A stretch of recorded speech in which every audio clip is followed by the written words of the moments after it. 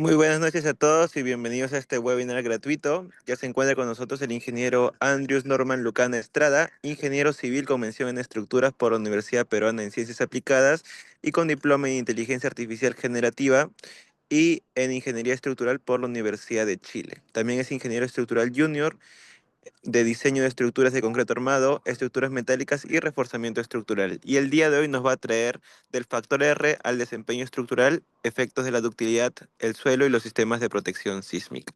Muchas gracias a todos por su asistencia y adelante, ingeniero Andrews. Muchas gracias, Luis, por el pase. Primero, buenas noches a todos y espero que esta presentación sea muy provechosa para ustedes. Entonces, empiezo a compartir pantalla.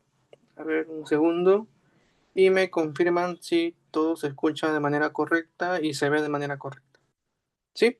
Sí, sí se puede ver y Eh, sí se escucha bien. ya, muchas gracias. Entonces, antes de empezar, para aquellos que quieran participar o hacer unas preguntas, simplemente levantan la mano, va a sonar una notificación, yo cedo el pase y puede hacer su pregunta. Sí, no voy a estar leyendo el chat porque me encuentro desde mi tablet y me es imposible leer el chat. Entonces, en esta presentación, el título me pareció interesante ponerle del factor R al desempeño estructural, porque en esta presentación tengo que hablar o tocar ciertos temas que me parecen interesantes y que he ido aprendiendo durante mi vida haciendo proyectos, ¿no? Entonces, el título del factor R al desempeño estructural, efectos de la ductilidad, el tipo de suelo y los sistemas de protección sísmica. Como ya mencionó Luis, mi nombre es Andrew Lucán Estrada y soy ingeniero civil con mención en estructuras y lo demás ya lo arreglo. Entonces, continuando. Introducción. En el diseño sismorresistente, según la norma E030 de Perú, que es nuestra normativa local para el diseño sismorresistente, el factor de reducción sísmico R se elige principalmente en función del sistema estructural y de la materialidad a utilizar. Entonces, asumiendo que con un adecuado nivel de detallamiento, la estructura alcanzará la ductilidad requerida para justificar dicho valor de R. Sin embargo, esta práctica simplifica en exceso un fenómeno mucho más complejo. Entonces, a ver, ¿alguien del público conoce o sabe de dónde salen los valores de R que nos muestra nuestra normativa? Alguien podría decir, por ejemplo, para pórticos de concreto armado, tenemos un R igual al 8, para muros de concreto armado, tenemos un R igual a 6, pero ¿alguien me puede decir de dónde sale este valor? Ya. Entonces, para calcular el valor o asociarlo, primero, este R depende de la ductilidad. Nosotros elegimos un valor de R en primero, en este caso, si elegimos un R igual a 8, entendemos que es porque entendemos que los pórticos de concreto armado son bastante dúctiles, ¿no? Entonces, si elegimos un R mayor, la ductilidad también tiende a ser mayor. Si elegimos un R menor, es porque la ductilidad del sistema estructural es poca, ¿no? Y esto se puede ver claramente con los sistemas estructurales de pórticos de concreto armado y de muros de concreto armado. Entonces, en este estudio vamos a analizar un oscilador de un grado de libertad, S2, con amortiguamiento del 5%. Y comportamiento elastoplástico con endurecimiento, un alfa de 5% de endurecimiento, sometido a registros sísmicos representativos de un registro de suelo duro y un registro de suelo blando. Entonces, evaluaremos ductilidades objetivos de 3 y 5, determinando los espectros de ductilidad constante y los correspondientes factores de reducción R para distintos periodos naturales en TN, ¿no? Como bien, listo. Entonces, aquí está un registro de aceleración para suelo duro. Como pueden ver, aquí el valor de PGA es aproximadamente 0.6 G. Tenemos aquí también un registro de suelo blando con un PGA aproximado de 0.6 G. Y pasemos al punto de fondo. Entonces, ¿qué es lo que sucede a las estructuras? Sabemos que todas nuestras estructuras, aquí tenemos el mismo, la aceleración, perdón, aquí la aceleración, y aquí tenemos nuestra curva de aceleración y un tiempo en segundos. Entonces sabemos que todas nuestras estructuras van a ser sometidas para mala suerte o tal vez para buena suerte de nosotros, porque nos da más trabajo, a sismos, ¿no? Entonces acá tenemos. Y yo sé qué es lo que sabemos de los sismos. Entonces sabemos que esta aceleración que está en valores de G podemos transformarla a fuerza. ¿Alguien podría indicarme cómo transformamos la aceleración a valores de fuerza? Bien, la aceleración a valores de fuerza podríamos transformarlas de esta manera. Sabemos que la fuerza es menos la masa por el valor de la aceleración. ¿Sí? Entonces es importante destacar esto porque sabemos que los sismos atacan a las estructuras en función de su peso. Atacan a las estructuras en función de su peso. Estructuras en función de su peso. ¿Sí? Entonces, una estructura más pesada va a tener mayor impacto o va a tener mayor influencia ante los sismos. Una estructura más ligera, probablemente los sismos no sean un problema. Esto es como lo que sucede en estructuras de acero, por ejemplo, ¿no? A diferencia de estructuras de concreto armado. Entonces, ¿qué es un oscilador de un grado de libertad? Un oscilador de un grado de libertad es simplemente una estructura que está empotrada, que tiene aquí una masa M, que va a ser sometida a una fuerza, que va a tener aquí un desplazamiento y que va a responder con una rigidez, ¿sí? Ese es básicamente un oscilador de un grado de libertad y se va a cumplir que el F es igual a K por U, siempre y cuando esto sea lineal. Entonces, ¿qué es lo que vamos a tener? Vamos a tener aquí una curva fuerza-desplazamiento, esta fuerza, este desplazamiento, y cuando este puntito, cuando el sismo empiece, lo que vamos a tener es este comportamiento, ¿sí? Si consideramos que la estructura se comporta de manera no lineal, como se comportan las estructuras reales, tendríamos este comportamiento. Esto sería para el primer ciclo, tendríamos más ciclos porque el sismo tiene, como ven, varios picos, ¿sí? Y tendríamos un comportamiento histerético, ¿no? Que sería así. Tendríamos aquí, y esto continuaría.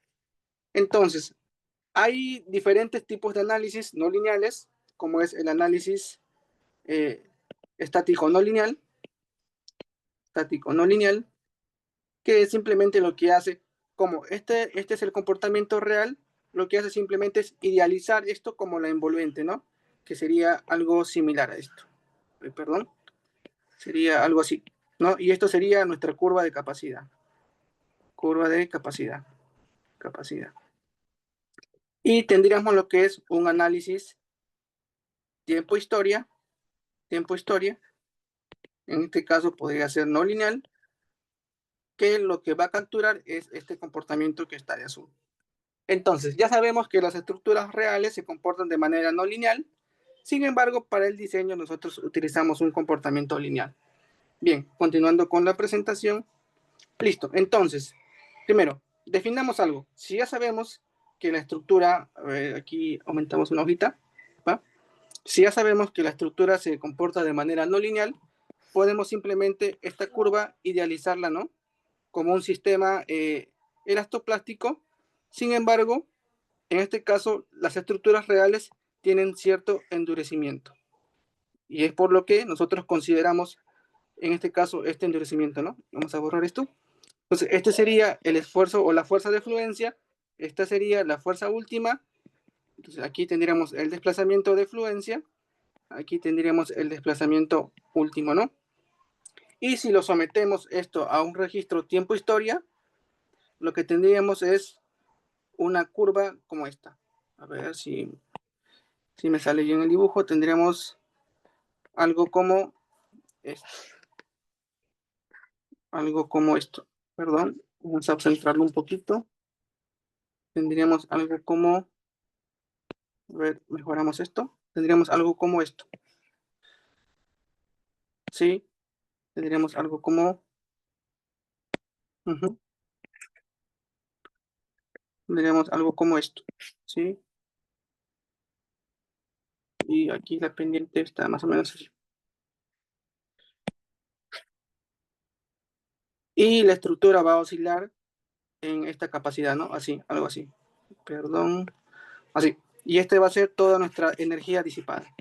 Energía disipada. Entonces, ya sabiendo que tenemos este comportamiento en las estructuras y que podemos capturarla de una manera elastoplástica con cierto endurecimiento, nosotros podemos utilizar aquí, esta es la respuesta de un oscilador de un grado de libertad con un comportamiento elastoplástico con endurecimiento. Entonces, podemos definir una estructura, en este caso de 0.30 segundos. Podemos nosotros asumir una masa igual a una unidad de masa, en este caso puede ser toneladas por segundo metro, y tendríamos que, podemos calcular la rigidez del sistema, ¿no? Sabemos eso. Con la masa y con el periodo podemos calcular la frecuencia circular, y con la frecuencia circular podemos calcular la resistencia, la rigidez del sistema. Entonces, sometemos nuestro sistema de un grado de libertad a los registros, en este caso primero para un suelo duro, ¿sí? Y calcularíamos lo siguiente, ¿no? Tendríamos aquí el punto de fluencia, tendríamos aquí el punto último, en este caso si lo vamos a negativo, tendríamos aquí el punto último, tendríamos aquí el punto de fluencia. Entonces, ¿qué es lo que encontraríamos? Que el desplazamiento de fluencia es aproximadamente 0.073 metros. El FY, esto lo vamos a ir iterando hasta encontrar el desplazamiento de fluencia, hasta encontrar un valor que nos dé, por ejemplo, nosotros vamos a hacer este cálculo para una ductilidad de 8, ¿sí? Entonces lo que tenemos que hacer es ir iterando la fuerza hasta que el sistema de 30 segundos de periodo encuentre la ductilidad de 8. Y esto lo hace con una fuerza de fluencia de 3.20 newtons. Entonces, teniendo esto, podemos calcular el desplazamiento de fluencia 0.0073 metros. Y como sabemos que tenemos un endurecimiento del 5%, podríamos calcular el desplazamiento último y la fuerza última. Ahora, entendamos aquí qué es este eta. Este eta es, a ver, este eta es la relación cortante entre peso. Quiere decir que la cortante, como lo aplicamos a diario en el diseño sísmico, va a ser un porcentaje del peso. Simplemente este eta es un porcentaje. En este caso, el porcentaje que obtenemos es de 33% del peso, ¿no? Esto sería aquí del peso. Listo. Entonces, ya hemos encontrado una ductilidad. En este caso, vamos a evaluar para ductilidad de 8 todos los sistemas. Tenemos aquí nuestra fuerza de fluencia y lo que nos importa, ¿no? ¿Cómo calculamos la ductilidad? Simplemente es el último entre el U de fluencia. En este caso vendría a ser el valor de 0.0585 metros entre 0.0073 metros. Y calculamos una utilidad de aproximadamente 8. Siguiente. Entonces, hacemos lo mismo para una estructura, pero aquí cambiamos el periodo. Incrementamos o hacemos más flexible, ¿no? 0.50 segundos. Entonces, nosotros calcularíamos, como ven, la ductilidad objetivo es de 8. ¿Sí? Siempre vamos a buscar, en este caso, para este ejemplo, una ductilidad objetivo de 8. Entonces, ¿qué es lo que vamos a hallar? Vamos a buscar una fuerza que nos permita llegar a esa ductilidad. Entonces, en este caso, la fuerza es de 1.68 newton. En este caso, como la estructura es más rígida, la fuerza es mayor, ¿no? En el caso anterior era 3.20, aquí era 1.68. Entonces, podemos calcular el desplazamiento de fluencia, podemos calcular el desplazamiento último o máximo, y podemos calcular la fuerza máxima. En este caso, el eta, que es la relación o porcentaje de la fuerza de fluencia entre pesos, es de 0.17. Entonces, ¿qué entendemos en este caso?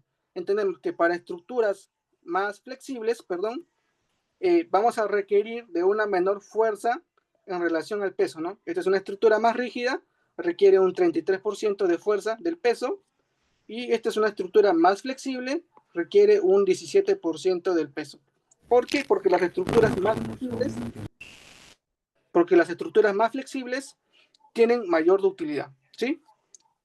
Ahora, ¿qué es lo que pasa si sometemos esa misma estructura a un periodo de 0.30 como hicimos al inicial, pero le cambiamos el registro de aceleraciones? En este caso lo usamos para un suelo blando.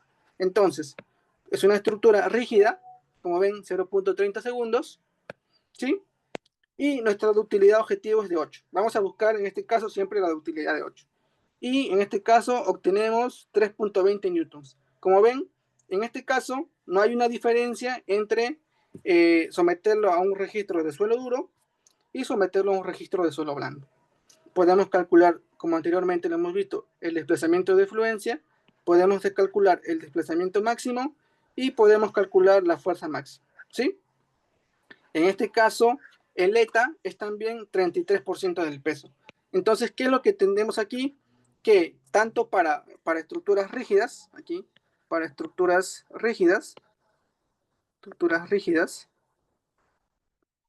comportamiento es similar en suelos, aquí, suelos duros y suelos blandos. ¿Sí? Eso podríamos asumir en este sentido, ¿no? Estamos encontrando los resultados. Y ahora, ¿qué es lo que pasa si hacemos más flexible la estructura? ¿Sí? La estructura de 0.5 segundos. Entonces, tratamos de buscar una ductilidad cercana a 8 y la fuerza que obtenemos es de 2.67 newtons. Pasemos a ver cuál era la fuerza anterior.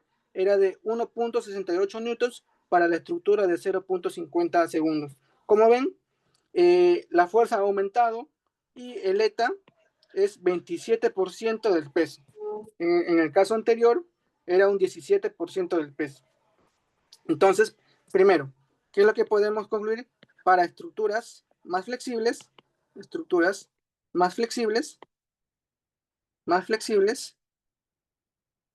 de suelo influye en la constante de la estructura, ¿no? ¿Sí? Y esto a su vez influye en la ductilidad. Entonces, podemos calcular un desplazamiento de fluencia, podemos calcular un desplazamiento máximo y podemos calcular una fuerza última, ¿sí? Y recuerden que la ductilidad es simplemente desplazamiento último entre desplazamiento de fluencia, UY. Y esto nos debe dar más o menos 8.05 en este caso. Y esta es la curva histerética del sistema de un grado de libertad. Voy a borrar esto, ya. Continuando. Entonces, ¿qué hemos encontrado? Hemos encontrado que el modelo elastoplástico con endurecimiento permite calcular desplazamientos máximos, ¿sí? Fuerzas máximas y ductilidad alcanzada, considerando la rigidez poselástica de la estructura. Ahora, para la estructura con un periodo de 0.30 segundos, la respuesta es prácticamente igual para suelo duro y para suelo blando, como lo mencionamos anteriormente, ¿no? Ahora, para un mayor periodo, o sea, una estructura aquí, vamos a poner más flexible, ¿sí? El suelo blando genera mayor desplazamiento y mayor ductilidad, mientras que el suelo duro mantiene la respuesta más cerca del comportamiento elástico. Ahora, ¿qué nos permite hacer este análisis? Nos permite evaluar la capacidad de deformación de una estructura y la demanda sísmica considerando diferentes tipos de suelo y periodos de vibración. ¿Sí? Ya. Entonces, antes de pasar a este punto, vamos a hablar un poco de lo que tenemos en el diseño tradicional. Entonces, como les mencioné anteriormente, el R se define de acuerdo primero a la, a la norma E030, ¿sí? En este caso depende del material y sistema estructural. Uh-huh. A ver, por ejemplo, si tenemos una estructura de pórticos de concreto armado, el DR8, si tenemos una estructura de muros de concreto armado, el DR6, muros de concreto. Ahora, ¿cómo puedo yo saber o entender qué sistema estructural es más útil? Por ejemplo, la norma nos da unos valores límites para la deriva, ¿no? Por ejemplo, para el acero, ¿qué valor de deriva usamos? ¿Alguien podría decirme? Para el acero se usa un valor de deriva de 0.01, si no me equivoco. Para el concreto, de 0.007. Y para albañilería, si no me equivoco, albañilería 0.005. Supongamos que tenemos una estructura de una altura de piso de 3 metros. ¿Y cuántos serían estos desplazamientos? Aquí vamos a calcular, ¿no? Aquí los desplazamientos. Este sería alrededor de 3 centímetros. Este sería 2,1 centímetros. y 1,3 centímetros. Entonces, ¿qué entendemos de aquí? Primero, la norma permite que el acero se desplace más. ¿Por qué? Porque entiende que el acero es más dúctil que el concreto y que la albañilería. En este caso, el concreto se desplaza 2,1 porque también tiene cierta ductilidad. Sin embargo, miren cómo lo limita a la albañilería. ¿Por qué? Porque se ha encontrado en investigaciones, aquí, en investigaciones, que la albañilería suele tener problemas para valores de deriva de 0,005. ¿Sí? Es por eso que la norma lo limita. Ahora, ¿qué es lo que también influye en la ductilidad o en la respuesta de un sistema? Influye lo siguiente. Influye el nivel de detallamiento. Como les digo, vamos a ver si acá tenemos una viga. Este es nuestro refuerzo. ¿Sí? Vamos a ponerlo esto más abajito. Aquí. Este es nuestro refuerzo. Pero básicamente lo que influye es el nivel de confinamiento que se le dé a los elementos estructurales. Por ejemplo, vamos a suponer que esto tenga cierto desplazamiento de estribos, ¿no? Así, listo. ¿Cómo sería la curva de capacidad de esta estructura? Sería algo similar como esto. Sería aquí, tendría su resistencia y tendría aquí su ductilidad, ¿sí? Esto vendría a ser fuerza, esto vendría a ser desplazamiento. Y ahora, ¿qué es lo que pasa si nosotros confinamos en la estructura? ¿Y qué le llamo confinar? Básicamente, en una viga sería aumentarle la cantidad de estribos, o mejor dicho, disminuir el espaciamiento. Entonces podemos aquí aumentar la cantidad de estribos, ¿sí? Y lo que vamos a tener es, tal vez no tengamos una mayor resistencia, pero vamos a tener una mayor ductilidad, ¿sí? Entonces, vamos a suponer que este es UY, este es último. Entonces la ductilidad, como les dije, era simplemente el último entre UY, este va a ser la ductilidad 1, y aquí tenemos aquí UY, y aquí último, ¿no? Último, aquí tenemos la utilidad 2, este es último entre UY. Claramente U2 va a ser mayor que U1. Entonces, como vemos, la ductilidad no solo depende o el R no solo depende del sistema estructural, depende tanto del material, depende también del nivel de detallamiento que nosotros le estemos dando. Entonces, continuemos. Ahora, ¿cómo construir un espectro de ductilidad constante? En este caso, vamos a necesitar calcular el espectro para ductilidad de 1, que debería ser para un sistema elástico, para ductilidad de 3 y para ductilidad de 5. ¿Qué es lo que ocurre? Para una ductilidad de 1, en la curva azul, tenemos, este es el eta, ¿no? Que vendría a ser el FY entre el W, o sea, qué porcentaje del peso va a ser la cortante de diseño o la cortante del sistema. En este caso, para una ductilidad 1, la cortante con la que tendríamos que diseñar es aproximadamente aquí, si vamos aquí, 2,5, ¿no? 2,5 veces el peso, lo que sería imposible, ¿no? Diseñar un sistema o una estructura para una cortante de 2,5 veces el peso para que se mantenga elástico es muy caro, es carísimo. Y como se ven, hay una tendencia aquí que esto se da para suelos, para estructuras de periodo rígido, ¿no? O sea, para estructuras convencionales, lo que aún sería incluso más imposible porque el nivel o la cantidad económica que se podría invertir para estructuras bajas o estructuras de casas que vendrían a estar en este rango es relativamente baja. Ahora, esto va variando con respecto al periodo. Esto vendría a ser un espectro de utilidad constante para suelo duro. Y como ven, si nosotros tenemos que el sistema soporta o el sistema nos asegura una ductilidad de 3, que sería la curva de naranja, esa fuerza baja increíblemente. Si nosotros asumiríamos que nuestro sistema nos va a dar una ductilidad de 3. Quiere decir, si aquí tenemos una ductilidad U de último, U de Y, si esto vale 3, simplemente que el desplazamiento último sería 3 veces el desplazamiento de fluencia. Eso es lo que quiere decir. En este caso, si nosotros tendríamos una ductilidad de 3, más o menos, ¿no? Nuestro sistema lo diseñaríamos con 75% el peso para periodos bajos, ¿no? Entonces, aquí ya hemos reducido el costo que vamos a utilizar en material, ¿no? Y ahora, ¿qué es lo que pasa si nosotros aseguramos que nuestra estructura va a tener una ductilidad de 5? Claramente hay cierta disminución, pero no es tanta comparación de cuando tenemos un sistema elástico, ¿no? Entonces ya cuando tenemos cierta ductilidad, puede ser ductilidad de 6, ductilidad de 7, que es lo que tenemos convencionalmente, nuestro sistema, o nuestras estructuras se hacen económicamente viable para el diseño, ¿no? Diseñarlo para un 40% del peso es mucho más económico claramente que para 2.5. Entonces, esto es lo que tenemos, es un espectro de utilidad y esto lo hemos calculado con el registro para suelo duro. Continuamos. ¿Qué es lo que pasa si lo calculamos el mismo espectro de utilidad para suelo blando?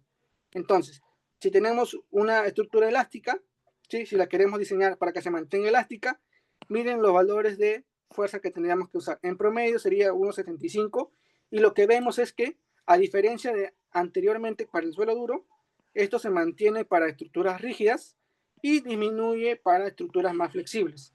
Sin embargo, aquí en estructuras rígidas se mantiene, pero en estructuras de un periodo de rangos intermedios también se mantiene valores altos, ¿no? Entonces, ¿qué es lo que pasa?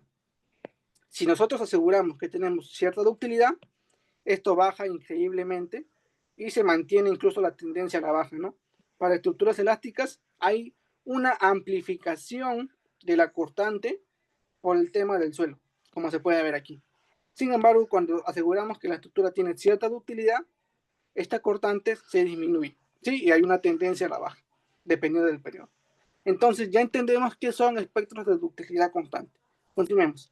Ahora, construcción del espectro. La construcción del espectro se realiza mediante análisis dinámico no lineal, como lo mencionamos anteriormente, de osciladores de grado de libertad con comportamiento elastoplástico con 5% de endurecimiento.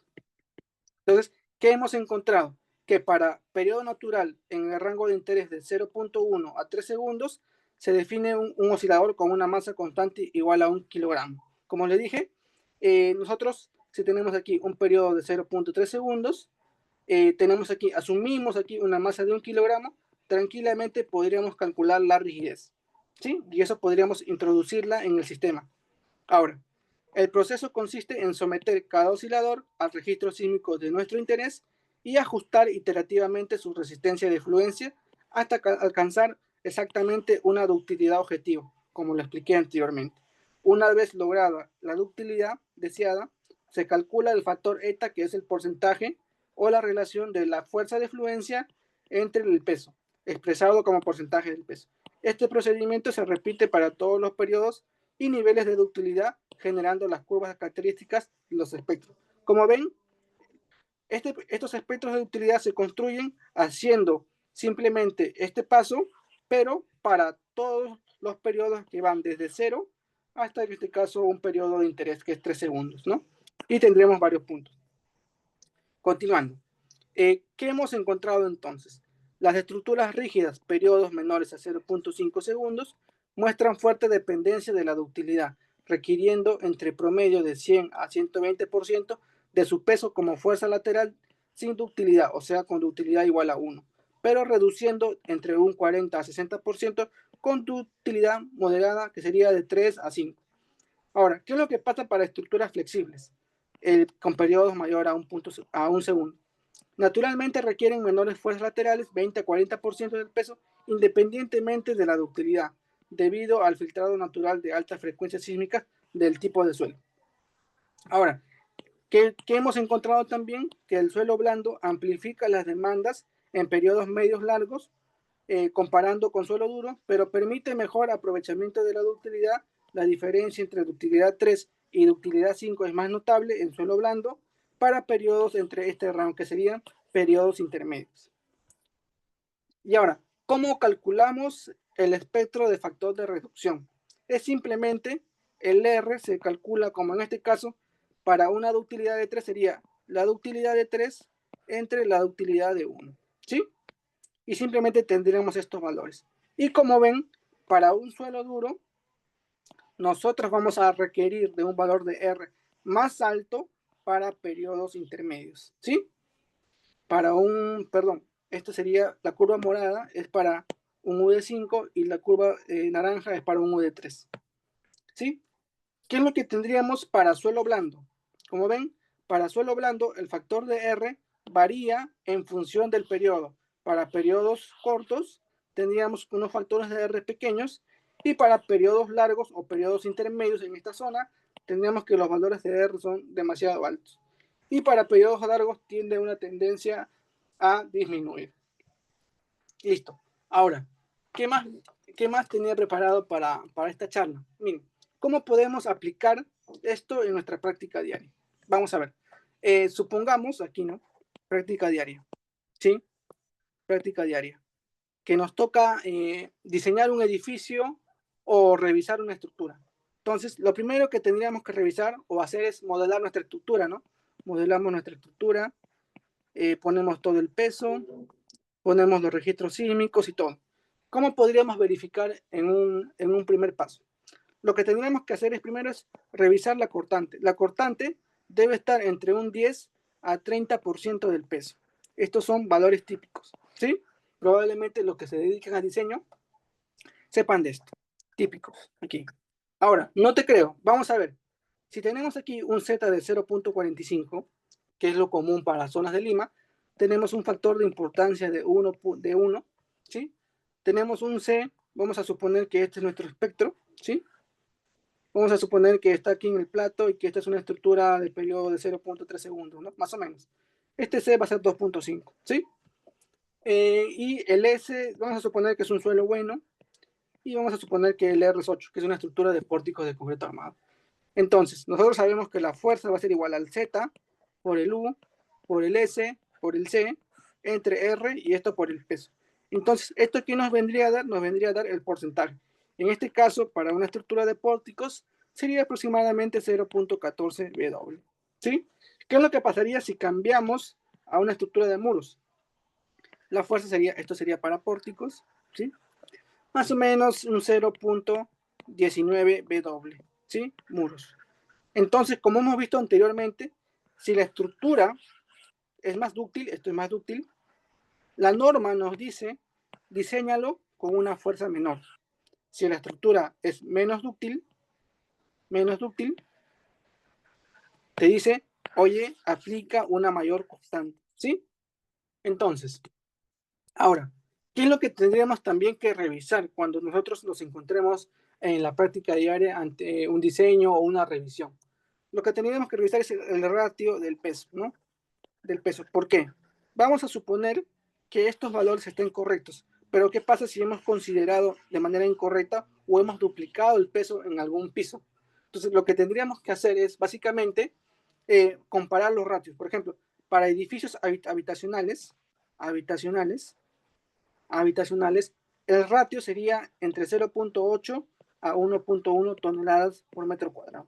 Ahora, si nosotros tendríamos estructuras más importantes, podríamos de repente para hospitales, como el U para hospitales es 1.5, podríamos de repente este 0.8 y 1.1 multiplicarlo por 1.5, ya que los otros valores podrían ser muy similares, ¿no? ¿Sí? En este caso, el R en hospitales se suele usar de pórticos, el suelo puede ser el mismo, el periodo puede ser similar, pero el factor de importancia sí sube. Entonces, podríamos de repente hacer esta simplificación para poder revisar. Entonces, ¿cómo calculamos este ratio? Simplemente este ratio va a ser el peso sísmico, aquí, el peso sísmico en un piso, entre el área techada del mismo piso. Entonces, este valor debe estar entre 0.8 y 1.1 para estructuras habitacionales peruanas, ¿no? Ahora, ¿qué más tenemos? En este caso, nuestra E030, no sé, por ejemplo, ¿no? Nos dice, oye, nuestra filosofía de diseño es evitar el colapso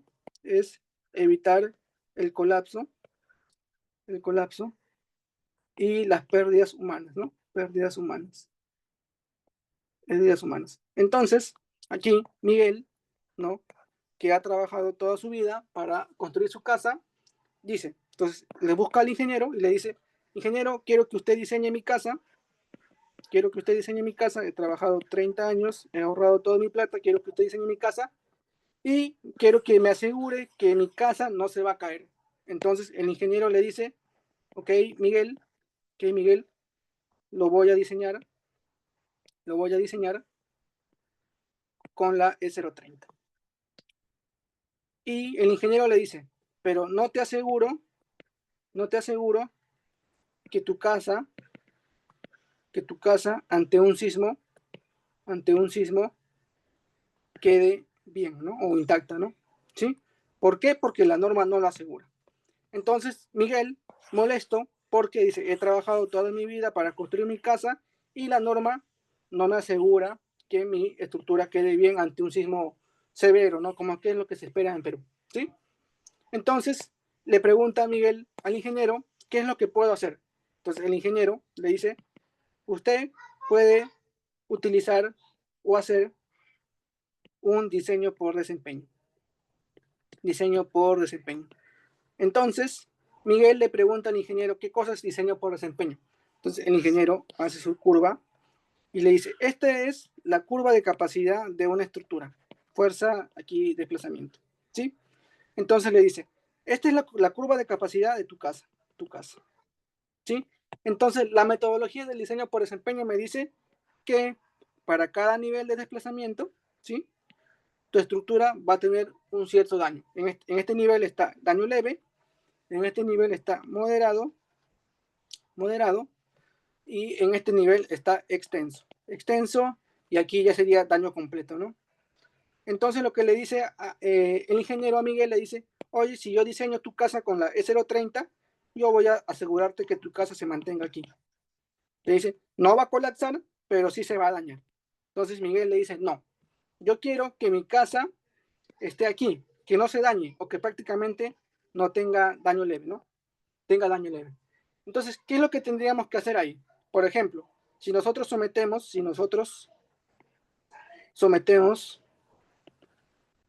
la estructura a un sismo más o menos de 1.5, el sismo de diseño, que es de la norma, ¿sí? Más o menos los valores de deriva que obtendríamos sería 1.75% si la estructura está correctamente diseñada. Pero este 1.75, si nosotros lo comparamos, por ejemplo, aquí sería un valor de 0.038, aquí si no me equivoco 0.05, y aquí sería 0.0, aquí sería 17.5, ¿sí? Entonces, no, perdón, aquí sería un 0.38%, ¿sí? Vamos a ponerlo en porcentaje, 0.5%, y aquí sería 1.5%, 1.75%. Entonces, 1.5% aquí, ¿sí? Entonces, como vemos, la estructura, como se va a deformar 1.75%, va a estar en este límite, ¿no? Entre daño extenso, entre daño completo. Y esto es lo que nos dice la norma. Pero Miguel, aquí vamos a ponerle Miguel, Miguel no quiere que su casa se dañe. Entonces, dice, oye, yo quiero que mi casa se mantenga a un 0.38%, ¿sí? Para que su casa pase de aquí a aquí y no se dañe. Quiere proteger su inversión. Entonces, ¿cómo hacemos para que esta deriva pase de 1.75% a 0.38%? ¿Alguien le gustaría participar? ¿Cómo hacemos que se reduzca esta deriva? Que sea más elástico, ingeniero. Aumentar la rigidez, entonces. Eso es lo que usted me dice. Mm, sí, podría Ya, ser eso. ya. Vamos a suponer, miren, el ingeniero o el colega nos dice, aumentemos la rigidez, ¿sí? Aumentemos la rigidez, ¿sí? Acá tenemos nuestro espectro, ¿sí? Nuestro espectro, este es el SA, aquí está, con esto lo hemos diseñado. Vamos a suponer que nuestra estructura se encuentre, perdón, vamos a dibujarlo mejor, así, ¿no? Vamos a suponer que nuestra estructura se encuentra aquí, este es el periodo de nuestra estructura, ¿sí? Y acá tenemos un fuerza K por U. Entonces, nosotros queremos disminuir el desplazamiento, queremos disminuir el desplazamiento. Entonces, lo que nos dice el ingeniero es aumenta la rigidez, aumenta la rigidez. Como la fuerza es igual, si yo aumento la rigidez, el desplazamiento tiene que bajar, ¿sí? Está en lo correcto. Pero ¿qué es lo que pasa? Si yo aumento la rigidez, aumento rigidez, ¿qué es lo que pasa? El periodo aumenta. Periodo aumenta. Y si el periodo aumenta, ¿qué es lo que pasa con esta curva? Se mueve hacia la izquierda. Perdón, Dije, el periodo el periodo disminuye. disminuye Sí, perdón. y la demanda aumenta. Perdón, sí, el periodo disminuye. Aquí voy a corregir, aquí me he equivocado. Disminuye, disminuye y la demanda aumenta, ¿no? Entonces, si la demanda aumenta, como le dije anteriormente, fuerza es igual menos la masa por la aceleración. Si la demanda o la aceleración aumenta, entonces lo que cambia es la fuerza. Y por más que yo aumente la rigidez, la fuerza va a aumentar y mi desplazamiento prácticamente se mantendría. Entonces, esto no me sirve al menos para reducir de 1.75 a 0.38%. ¿Cuál es la otra opción? ¿Alguien podría decirme? Hacer más movimiento ahí. Una de las otras opciones es, miren, aquí tenemos fuerza es igual a menos la masa por la aceleración. Entonces sería disminuir peso, disminuir peso, disminuir peso. Pero esto, créanme, nosotros podríamos llegar a de repente, si nosotros tenemos losas macizas, podríamos disminuir a losas aligeradas, ¿no? Aligeradas. Pero va a llegar un punto en el que nosotros no podamos disminuir el peso. Por lo que esta reducción, si bien va a mejorar, va a disminuir el desplazamiento, no va a disminuir a los valores que nosotros buscamos, ¿no? Porque Miguel quiere que su estructura se mantenga elástica. Entonces, ¿qué es lo que podríamos hacer? La otra opción es justamente utilizar, aquí voy a ponerlo con negro, utilizar sistemas de protección sísmica, ¿sí? De protección sísmica. ¿Alguien me podría decir qué sistemas de protección sísmica hay en el mercado? Básicamente hay dos. Dije, justo le iba a Disipadores, comentar, aisladores. ¿Sí? ¿Alguien quiere comentar? justo le iba a decir sobre el amortiguamiento, ¿no? Aumentar el Así es, amortiguamiento para que así poder así es, volverla, o sea, para que sea, para que las aceleraciones disminuyan, algo así, ¿no? así es. Entonces, vamos a hablar de lo que nos comenta el colega, el amigo. Nos dice, vamos a utilizar disipadores, ¿sí? Entonces, ¿qué es lo que hace un disipador? Entonces, tenemos aquí el espectro, ¿sí? Comúnmente nosotros utilizamos un 5%, ¿verdad? ¿No? Para estructuras de concreto armado, ¿sí? Inclusive en la práctica esto se ha demostrado que es incluso más bajo, pero típicamente nosotros utilizamos un 5%. Entonces este es nuestro espectro y esta es nuestra deriva, ¿no? Vamos a poner que es 0.5 segundos, nuestro periodo, perdón. Y nosotros vamos a tener aquí una aceleración, si aquí es el SA, este es en G, esto es acá el periodo en segundos. Nosotros podemos, aquí vamos a decir que es 0.4 G, ¿sí? Entonces, como les dije, ¿no? Si aumentamos la rigidez, el periodo se hace más rígido, esto corre aquí y se aumenta la demanda. No nos conviene, ¿sí? Entonces, si nosotros aumentamos, ojo, si aumentamos, lo que hace un disipador básicamente es aumentar el amortiguamiento. Aumenta el amortiguamiento. Amortiguamiento. Aumenta el amortiguamiento. Entonces lo que hace simplemente es esta demanda o este espectro de respuesta lo reduce.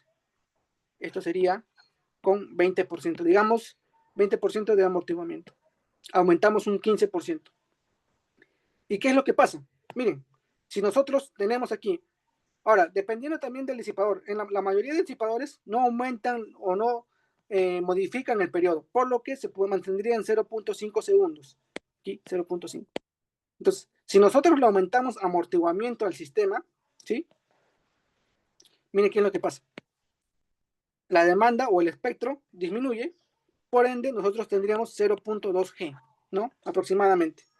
Entonces, si nosotros tenemos 0.2 G, si nosotros reducimos la aceleración a la mitad, recuerden, fuerza es igual a menos la masa por la aceleración.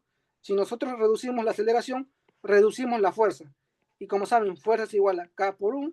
Si nosotros reducimos la fuerza, la rigidez es la misma, el desplazamiento reduce. Y reduce en un 50%, aproximadamente, ¿no? ¿Sí?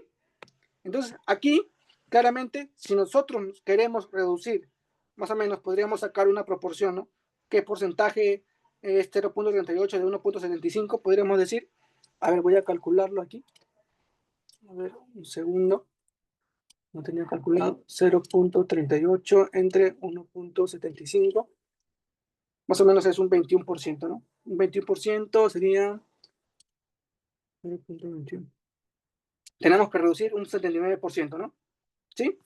Entonces tendríamos que darle más o menos un 25% de amortiguamiento, un 30%, ¿no?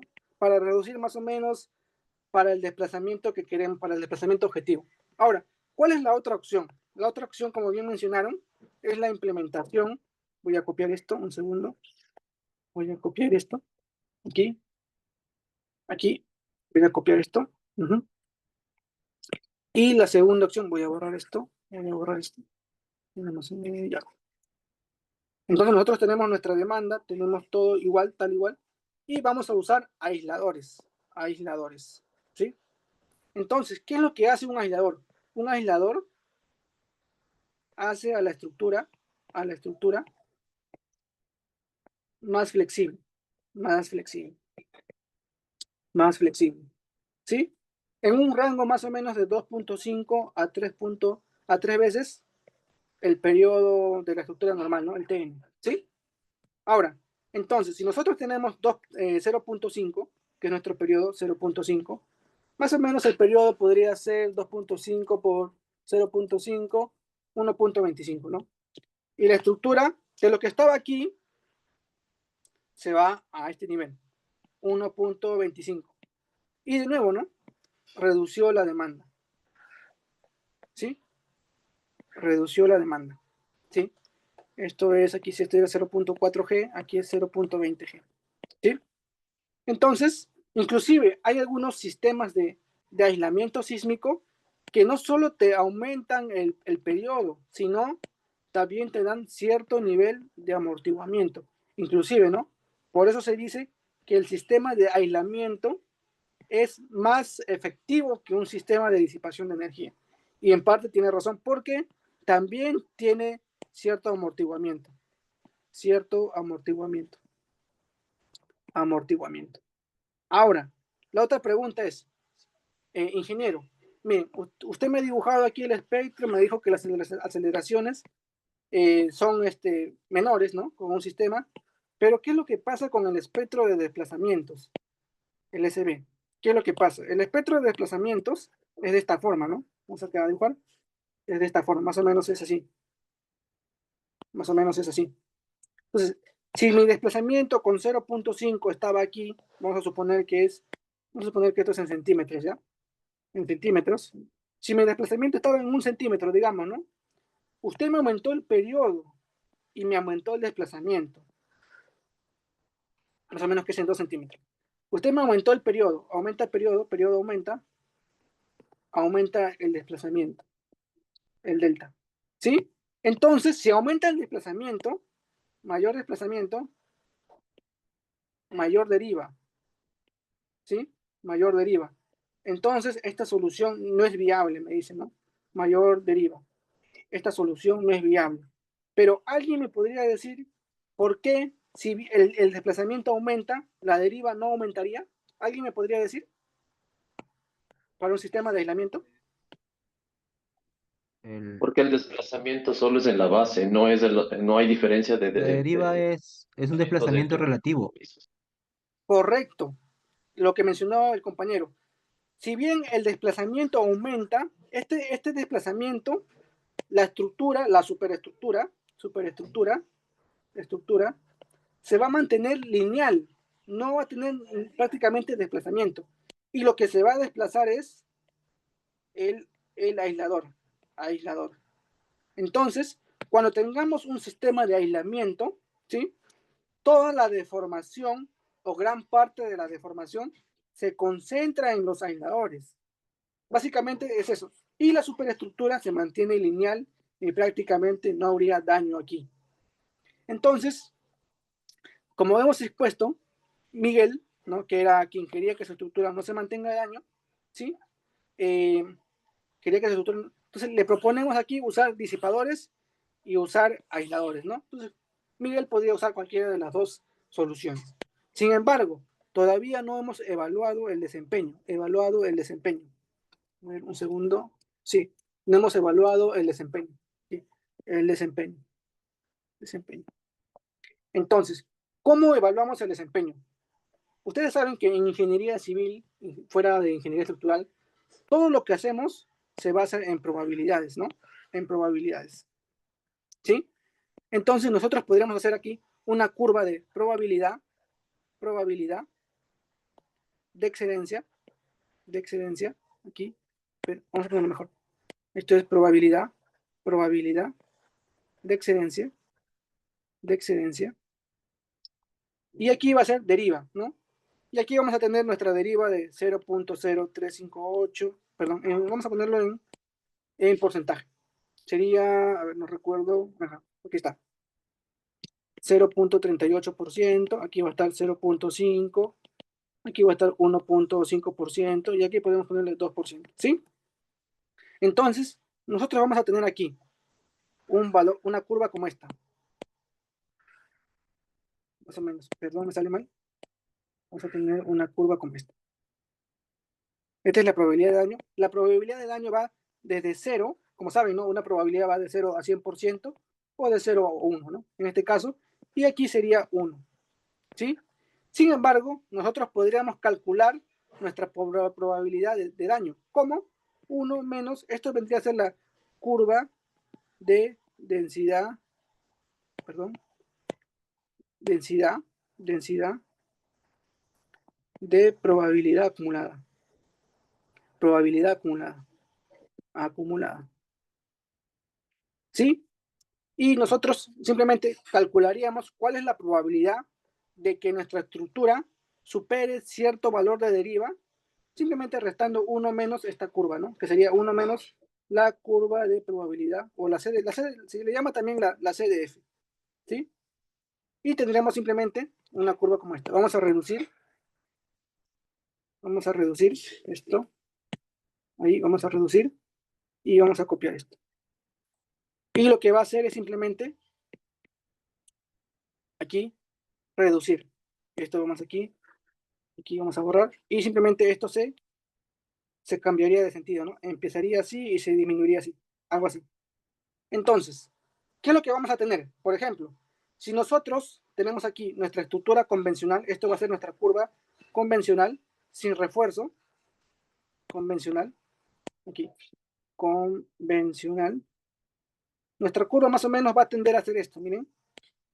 Va a tender siempre a irse al daño, ¿no? La probabilidad de que se dañe más o menos es así.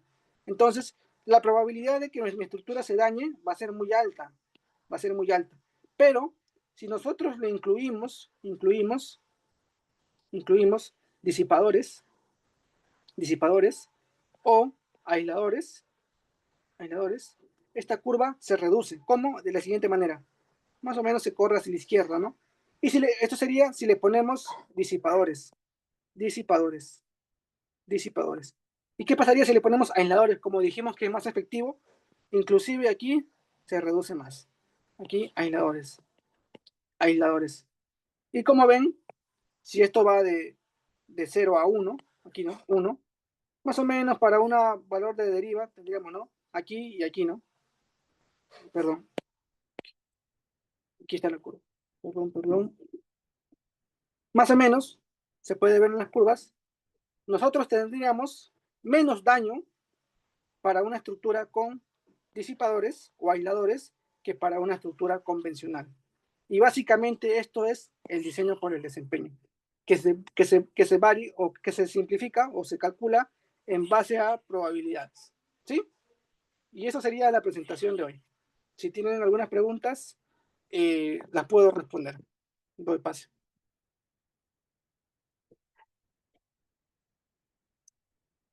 ¿Alguien tiene preguntas?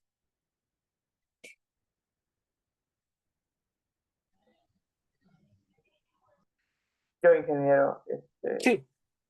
¿es posible instalar estos artefactos, para llamarlo de una manera, en sistemas de albañilería? ¿O sería más complicado simplemente para porticados o estructuras, megaestructuras? Mira, yo te voy a hablar desde mi experiencia, ¿ya? Esto, por ejemplo, el sistema de aislamiento,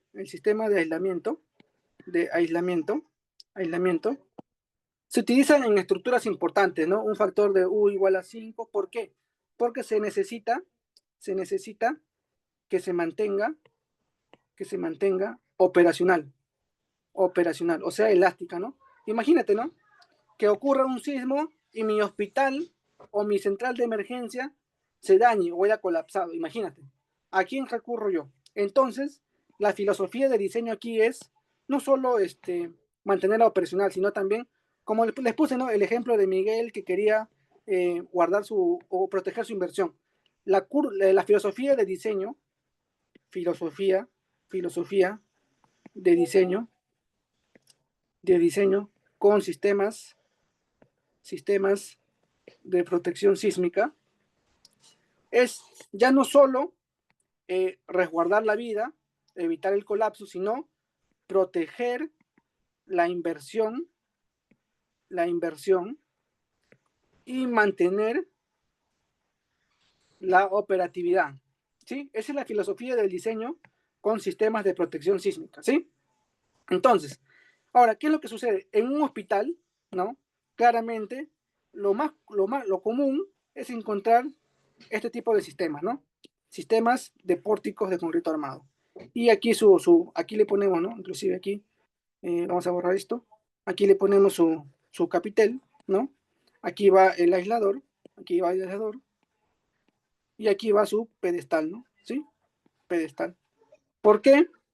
Es mucho más sencillo el proceso constructivo en esto que en muros de concreto armado o en muros de albañilería. Ahora, no quiere decir, ¿sí? Yo he visto en la práctica, en experiencia, he visto este sistema, ¿sí?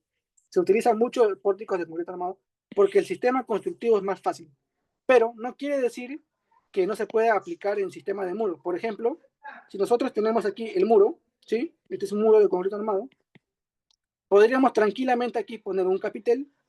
Aquí ponemos el aislador, y aquí nuestro pedestal, ¿no? Nuestro pedestal, ¿sí? Pero aquí tendríamos que chequear que este aislador, ¿no? Imagínate si tenemos aquí un sismo, ¿no? Esta es la fuerza del sismo, ¿sí? Que no se levante, o sea, los aisladores funcionan a compresión,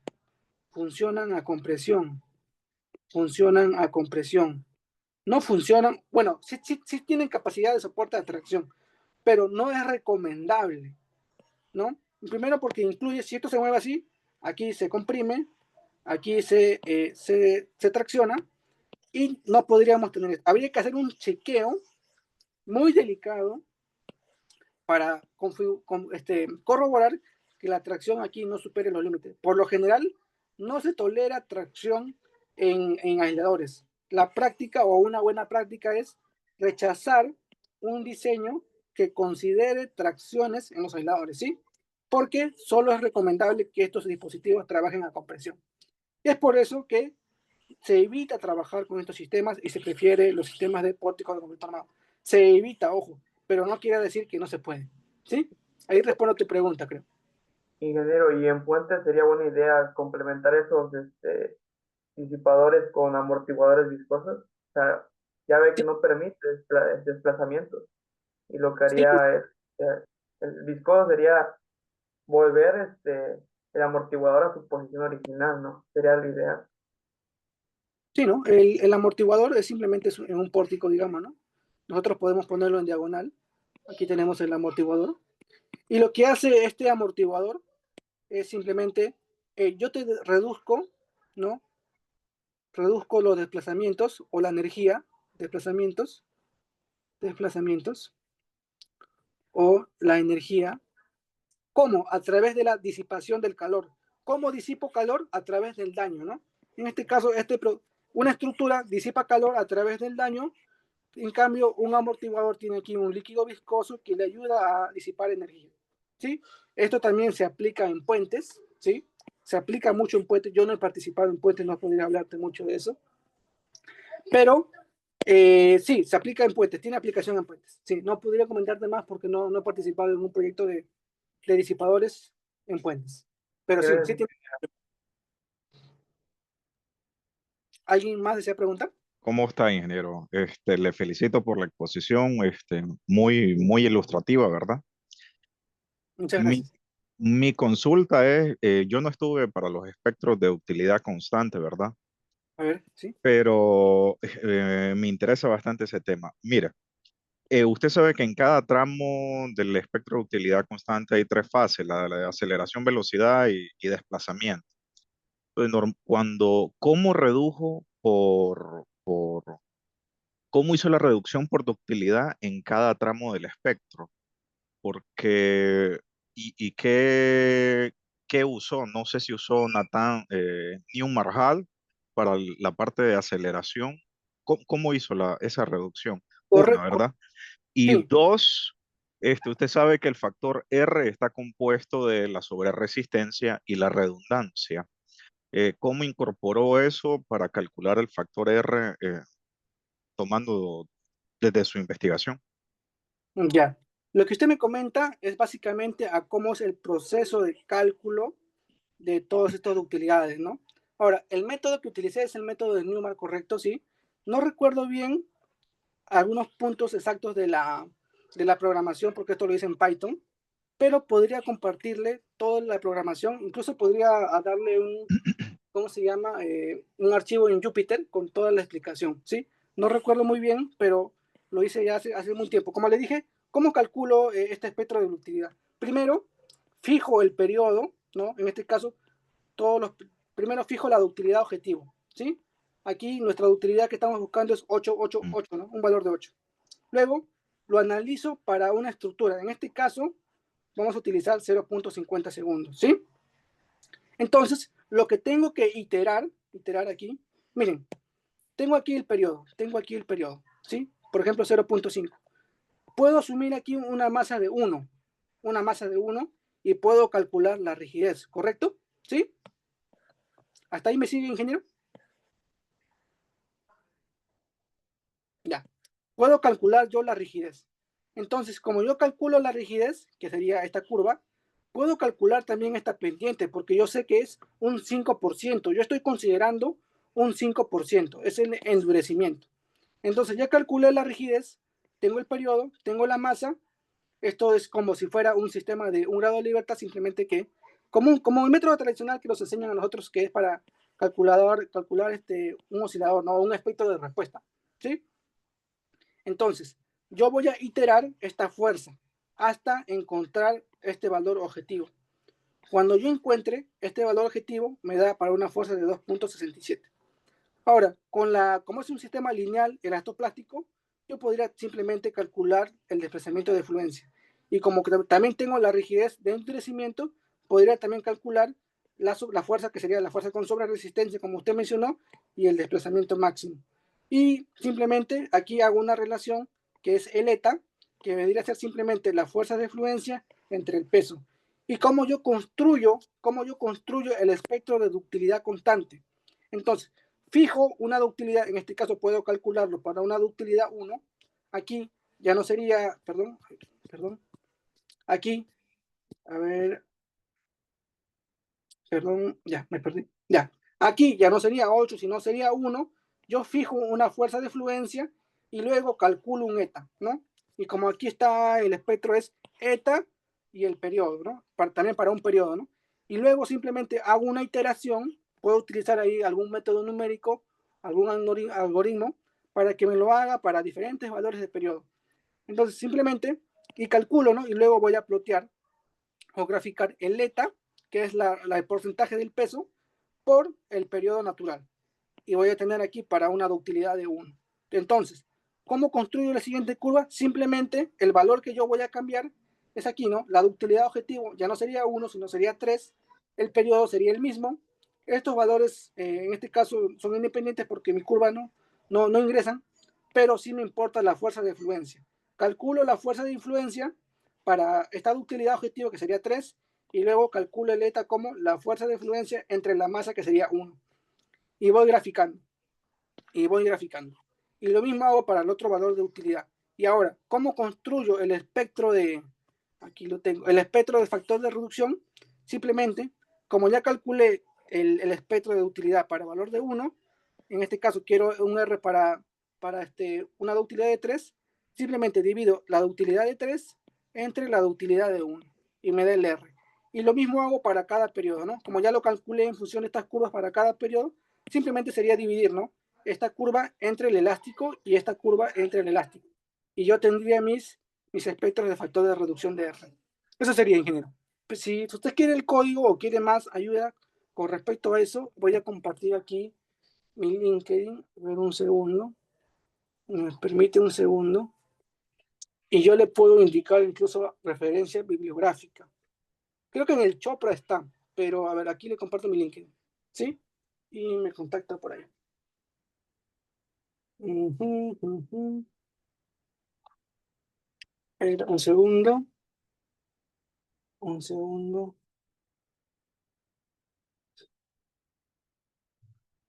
Un segundo.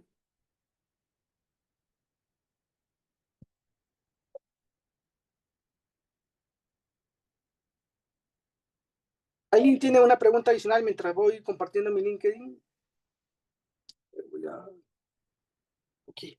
Voy a compartir mi LinkedIn, ¿ya? Chat, en el chat. En el chat. Ahí está. Ya compartí. Ingeniero, buenas noches. Sí. Una consulta, no sé si tenga mucho que ver con el tema, pero el cálculo del ESR se puede hacer con análisis incremental, el dinámico.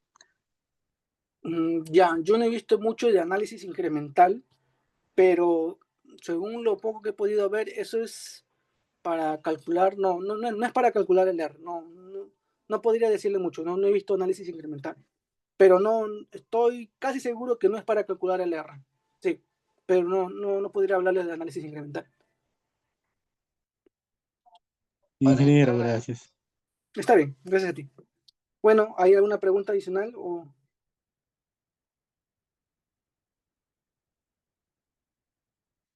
Bueno, eso sería todo, creo. Luis. Sí, muchas gracias, genial. Excelente exposición. También en la transmisión de Facebook lo comentan. Muchas gracias a todos por su asistencia y ahí pues no se olviden contactar. Ahí está, les ha dejado sus redes sociales el ingeniero para que pues si quieren profundizar más del tema o quieran conversar con él para consultoría o algo más, ahí se pueden estar contactando. Más adelante de seguro estaremos realizando más webinars con el ingeniero, así que muchas gracias a todos por su participación. La transmisión, o bueno, la grabación de esta sesión va a ser subida a YouTube. Y pues recomendable contactarse con el ingeniero para mayor información de este tipo de temas. Muy buenas noches a todos y muchas gracias por su asistencia. Buenas noches a todos, cuídense. Gracias, muy amables.